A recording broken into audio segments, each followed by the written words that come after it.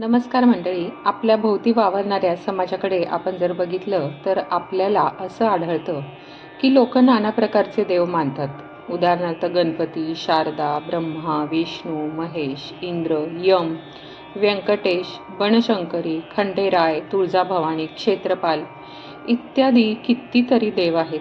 सांगावे तेवढे थोडेच आहेत. त्यात प्रत्येक देवाचा महिमा वेगवेगळा असतोच. उदाहरणार्थ खंडोबा म्हणजे कांद्याचे भरीत व रोडगा खायचे महत्त्व, तर मारुतीरायाला उडदाच्या पिठाच्या वड्यांची माळ लागते. पांडुरंगाच्या समोर कथेचा अखंड सोहळा चालतो. परंतु खरं सांगायचं म्हणजे या सगळ्या देवांचे मूळ एकच आहे आणि तो म्हणजे अंतरात्मा. आणि त्याचे कर्तृत्व पाहण्यामध्ये खरे सार्थक आहे.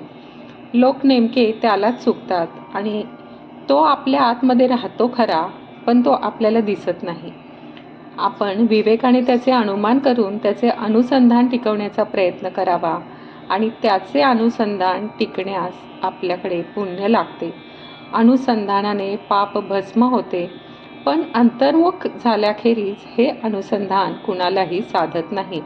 म्हणून अंतर्निष्ठ तेवढेच लोक तरतात आणि बाकीची लोक बुडतात. हे या बहुदेवस्थान निरूपण या समासामध्ये समर्थांनी प्रतिपादन केले आहे. आता याचे निरूपण ऐकूया. श्रीराम. शुकासारिखे पूर्ण वैराग्य ज्याचे, वसिष्ठा परिज्ञान योगेश्वराचे, कवी वाल्मिका सारखा मान्य ऐसा, नमस्कार माझा सद्गुरु रामदासा. जय जय रघुवीर समर्थ. श्रीराम समर्थ. तुझ नमो गजवदना, तुझा महिमा कळेना, विद्या बुद्धी देसी जना लहान थोरासी.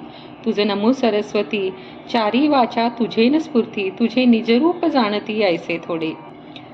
प्रथम त्या काळी लोकांमध्ये प्रचलित असलेल्या अनेक देवदेवतांचे अगदी थोडक्यात वर्णन श्री समर्थ रामदास स्वामी करतात. गजवदना, मी तुला नमस्कार करतो. तुझा महिमा मला कळत नाही. लहान थोर माणसांना तू विद्या आणि बुद्धी देतोस. सरस्वती, मी तुला नमन करतो. चारही वाणी तुझ्या सत्तेने स्फुरतात.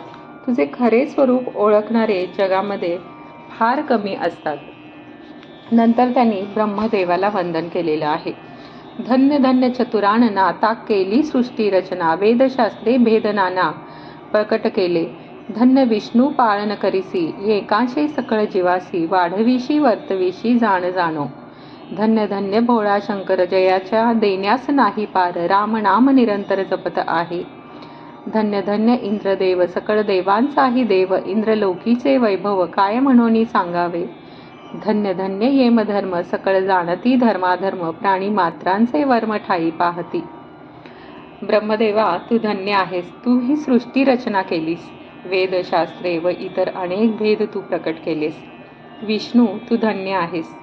तू पालन करतोस. आपल्या एका अंशाने सर्व जीवांना त्यांच्या अंतरंगाप्रमाणे वाढवितोस आणि वागवतोस. भोळा शंकर धन्य आहे. त्याच्या देण्याला काही मर्यादाच नाहीत. तो निरंतर रामनाम जपत असतो. इंद्रदेव धन्य आहे. तो सर्व देवांचा देव आहे. इंद्रलोकांचे वैभव वर्णन करणे कठीण आहे. यमधर्म किंवा यमराज धन्य आहे. सगळ्यांना धर्म आणि अधर्म यांचे ज्ञान तो करून देतो. जीवाने धर्म किती पाळला व अधर्म किती केला याचा हिशोब तो बरोबर करतो. व्यंकटेसी महिमा किती, भले उभ्या अन्न खाती, वडे धिरडी स्वाद घेती, आंतळास आपलांचा. धन्य तू वो बनशंकरी, उदंड शाखांची या हारी, विवर विवरो भोजन करी ऐसे कैचा. धन्य भीम गोला गुळा, कोरवड्यांच्या उदंड माळा, दही वडे खाता सकळा, समाधान होये. धन्य तू गा खंडेराया, भंडारे होये पिवळी काया, कांदे भरीत रोटगे खाया सिद्ध होती. व्यंकटेशाचा महिमा फार आहे. तेथे चांगली माणसे उभ्याने अन्न खातात. वडे, धिरडी आणि खमंग घारग्यांचा ते रसास्वाद घेतात. हे बनशंकरी, तू धन्य आहेस. तुझ्या नैवेद्याला खूप भाज्या असतात. बनशंकरीला शाकंभरी म्हणतात. तिच्या नैवेद्याला 60 भाज्या लागतात. त्यातील प्रत्येक भाजीची चव घेऊन रसास्वाद घेणारा भक्त भेटणे कठीण आहे. वानररूपी बलभीम हनुमान धन्य आहे. उडदाच्या पिठाचे वडे तळतात व त्याच्या माळा मारुतीरायाला घालतात. दहीवडे खाऊन सर्वांना समाधान होते. खंडेराया, तू धन्य आहेस. तुझ्या दर्शनास आल्यावर भंडाऱ्याने म्हणजे हळदीच्या चूर्णाने सगळे अंग पिवळे होऊन जाते. मग कांद्याचे भरीत आणि रोडगे खायला सगळेजण आतुर होतात. धन्य तुळजा भवानी, भक्ता प्रसन्न होते जनी. गुणवैभवास गणी ऐसा कैचा. धन्य धन्य पांडुरंग, अखंड कथेचा होतो धिंग. ताण माने रागरंग नाना प्रकारी. धन्य तू गा क्षेत्रपाळा, उदंड जना लाविला चळा. भक्ते भावे करिता फळा, फार वेळ नाही. भावे भक्ती करिता फळा वेळ नाही. रामकृष्णाधिक अवतार, त्यांचा महिमा अपार. उपासनेस बहुत नर तत्पर झाले.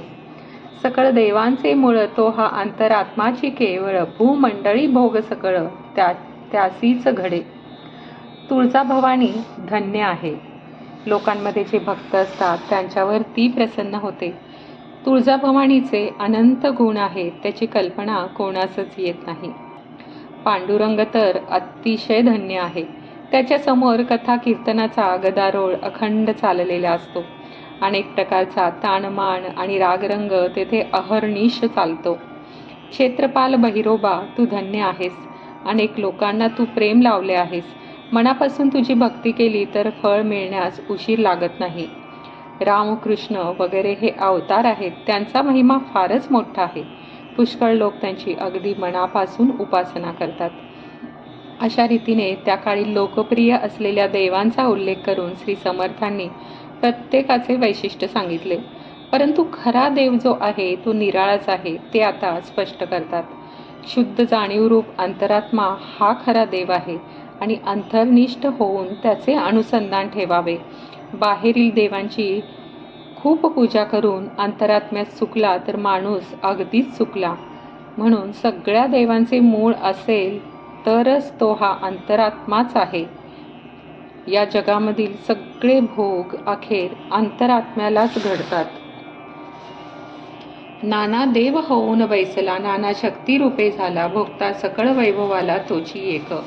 याचा पहावा विचार, उदंड लाभला जोजार. होती जाती देवनर किती म्हणोनी. कीर्ती आणि अपकीर्ती, उदंड निंदा उदंड स्तुती. सर्वत्रांची भोगप्राप्ती अंतरात्म्यासीच घडे. कोणी देही काये करीतो, कोणी देही काये भोगितो. भोगी त्यासी वितरागितो, एकची आत्मा. अंतरात्मा अनेक देवांच्या रूपाने आणि शक्तीच्या रूपाने व्यक्त होतो. सर्व प्रकारचे वैभव भोगणारा फक्त तोच एक आहे. हा विचार नीट करून पहावा. देवांचे वर्णन करायचे म्हणजे फार मोठा विस्तार आहे. देव आणि माणसे किती होऊन जातात याची गणती करणे शक्य नाही. जगामध्ये होणारी कीर्ती आणि अपकीर्ती, अतिनिंदा आणि अतिस्तुती या सगळ्या गोष्टी अखेर अंतरात्म्यालाच भोगाव्या लागतात. काही देहामध्ये तो कार्य करतो, काही देहामध्ये तो भोग भोगतो. भोग असो किंवा त्याग असतो वा वितराग असतो, सर्वांचा अनुभव घेणारा तो अंतरात्मा जो आहे तो एकच आहे. प्राणी स्वाभिमाने भुलले, देहाकडे पाहत गेले. मुख्य अंतरात्म्यास चुकले, अंतरी असोनी. अरे या आत्मयाची चळवळ पाहे, ऐसा भूमंडळी कोण आहे. अगाध पुण्ये अनुसंधान राहे काही एक. त्या अनुसंधानासरिसे जळोनी जाई जे किलमिशे. अंतर्निष्ठ ज्ञानी ऐसे विवरोनी पाहती. अंतर्निष्ठ तितुके तरले, अंतर्भ्रष्ट तितुके बुडाले. बाह्याकारे भरंगळले लोकाचारे. माणसे देहाभिमानाला भुलतात आणि केवळ देहालाच पाहतात, देहालाच खरेपणा देतात. त्यामुळे अंतरात्मा देहामध्ये वास करीत असून देखील त्या अंतरात्म्याला चुकतात. अहो, या अंतरात्म्याचे कर्तेपण समजणारा आणि जाणणारा माणूस फारच क्वचित आढळतो. फार मोठे पुण्यगाठी असेल तर त्याचे थोडेफार अनुसंधान राखता येते. त्याचे अनुसंधान लागल्याबरोबर पाप जळून जाते आणि जो अंतर्निष्ठ ज्ञानी असतो तो हे सगळे नीटपणे समजतो. जे अंतर्निष्ठ पुरुष असतात तेवढेच तरतात, जे अंतर्भ्रष्ट असतात ते सगळे बुडून जातात, वाया जातात. कारण बहिर्मुख लोकाचाराच्या नादी लागून ते भरमसाठ असे वागतात. इति श्री दासबोधे गुरुशिष्य संवादे बहुदेवस्थान निरूपण नाम समास पहिला. समाप्त. जय जय रघुवीर समर्थ. तुम्हाला हा व्हिडिओ आवडल्यास कमेंट, लाईक, शेअर करा आणि पुढील समास दुसरामधील सर्वज्ञ संघ निरूपण या व्हिडिओसाठी हे चॅनल सबस्क्राईब करायला विसरू नका. श्रीराम.